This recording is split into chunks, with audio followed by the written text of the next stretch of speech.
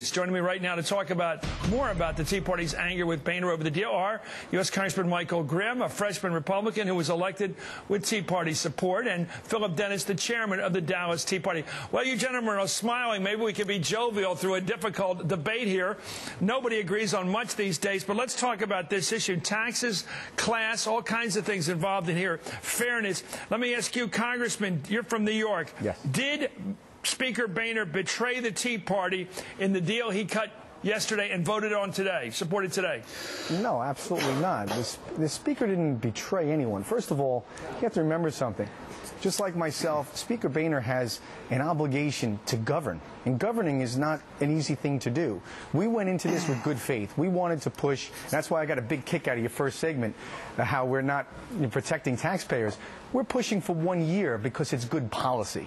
Everyone has told me since I took office in January, don't do Band-Aid approaches. Don't take the easy way out. Stand up and try to enforce good policy, even though Washington is broken. And that's what we tried to do. Maybe we were naive in taking the president at his word that he really wanted a year, and maybe I didn't want to believe that he would just trick us.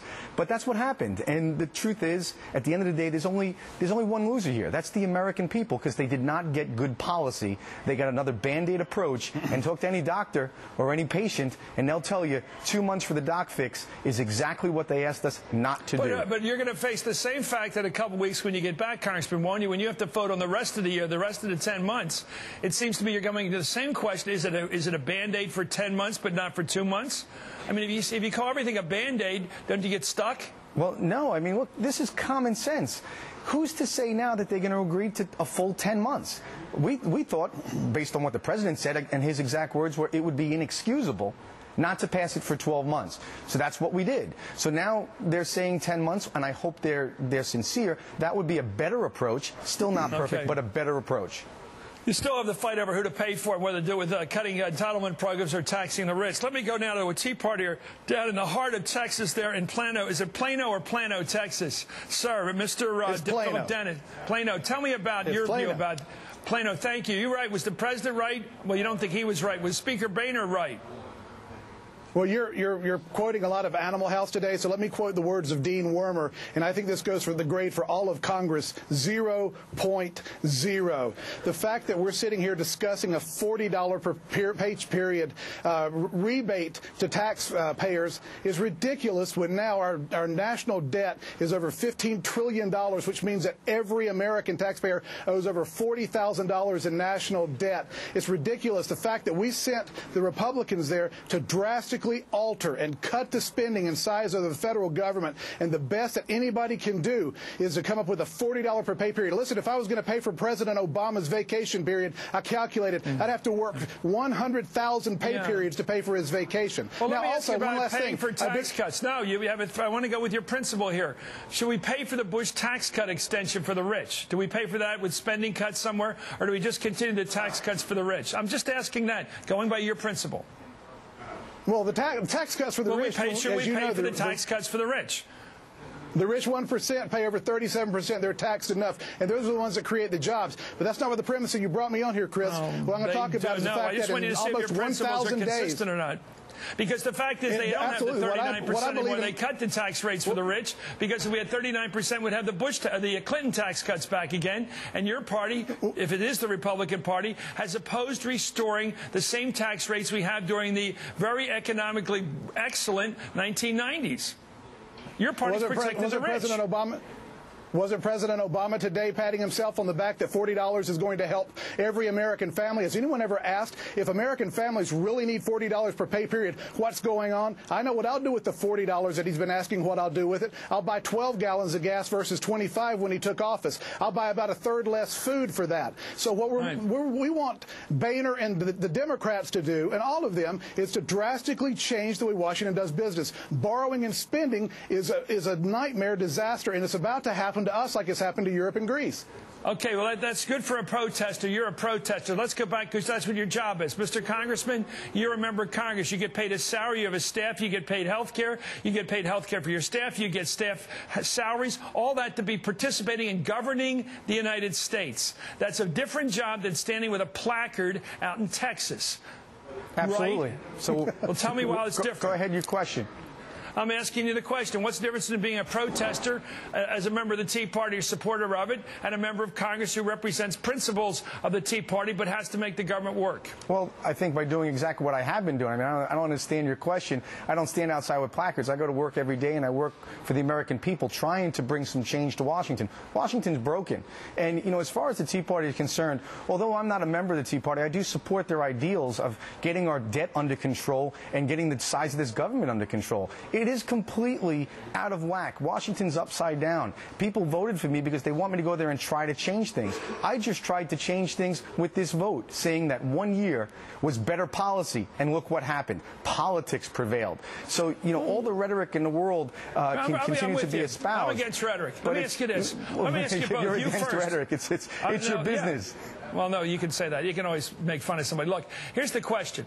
It looks to me like the only way you cut a deal in Congress and get it signed by the president, who's a Democrat, who disagrees with you, is to reach a compromise. Why don't you go with a big compromise, a big set of spending cuts, if you can get them, with some kind of revenue increase for the better off people, rather than just have this roadblock where nothing gets agreed upon? Well, that's why I'm part of something called the Go Big Caucus. There's 145 of us, bipartisan, bicameral, sitting down 3-4 times a week to discuss exactly that. We need to have a plan to go big. We got to control this debt, and for the purpose of the discussions, everything is on the table. We're working bipartisan across the aisle, and so far that's going very well, and I'm very hopeful that we're going to be successful in a deal that makes sense for the American people. At the end of the day, I answer to Staten Island and Brooklyn and to the American people. There's nothing I wouldn't do for this country, but we have to accept the fact that there are limitations on what the government can do.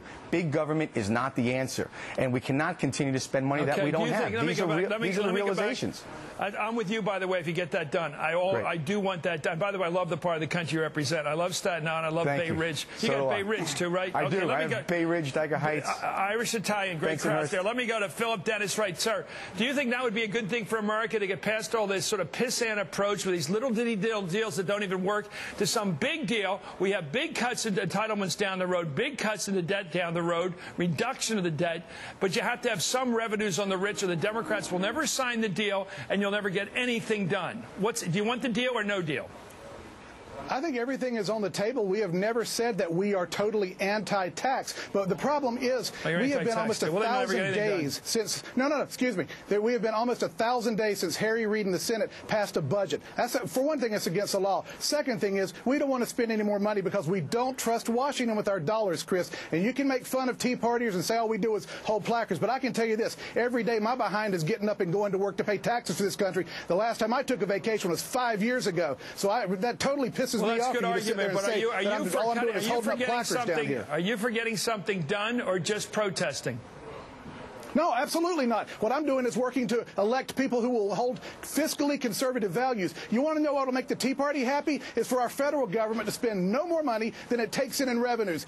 President Obama, and as bad as I did not like President Bush from a fiscal standpoint, Obama has increased our national debt $4.5 trillion in 3 years. You don't seem to have any problem that we've got trillion-dollar deficits every year. No, I have a problem with the fact that government. I have a problem with the fact that government taxes 15% of the economy and spends 25% of it. I'd like to see it go down to 20%, a little above 20%, and cut a deal that actually got it down from 25% of GDP. You guys on the right just argue and yell and hold placards, and it never gets below 25 because you won't cut a deal that gets it down to 20. And by the way, the American people will not live with it being 15% because they'd like to have a military, and they'd like to have a Social Security system, and they'd like to have a Medicare system. And if you don't want all three of those systems, you're not in step with the American people. Anyway, who are you for, Mr.